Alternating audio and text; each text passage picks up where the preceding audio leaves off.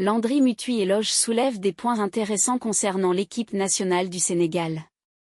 Il met en avant l'idée que la génération de joueurs comme Sadio Mané, Gana Gueye et Cheikhou Kouyaté, bien qu'ils aient été des piliers de l'équipe, pourraient être en fin de cycle. Il suggère également qu'il est temps d'opter pour un renouveau, d'intégrer de nouveaux talents pour préparer l'équipe à l'avenir, surtout face à des équipes concurrentes qui ont rajeuni leurs effectifs.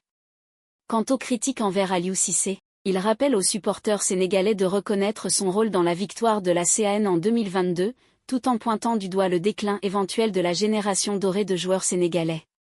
Il souligne aussi l'importance de travailler sur la relève sans condamner l'entraîneur pour les résultats actuels, et insiste sur le besoin de préparation pour les futures compétitions.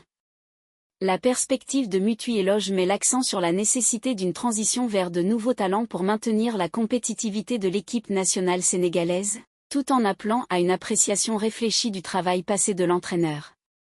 Il est vrai que le dernier match contre le Togo a montré que les joueurs de la génération des JO 2012 sont en fin de cycle. Miser sur ces vétérans pour la prochaine Coupe d'Afrique des Nations en 2024 pourrait être risqué pour le Sénégal. Il est donc temps de penser à la relève et d'insuffler du sang neuf dans l'équipe, en particulier en attaque et au milieu de terrain, où d'autres équipes comme la Côte d'Ivoire et le Maroc ont rajeuni leurs effectifs. Landry Mutuy-Eloge souligne également que la génération dorée du Sénégal est en train de connaître une fin et que les Lions de la Teranga sont devenus des vétérans. Il demande aux Sénégalais de ne pas condamner Aliou Cissé, l'entraîneur de l'équipe nationale, qui les a aidés à remporter la Coupe d'Afrique des Nations en 2022.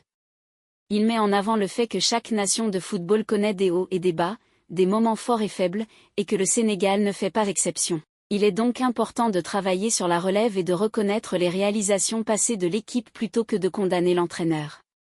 C'est un processus normal dans le football.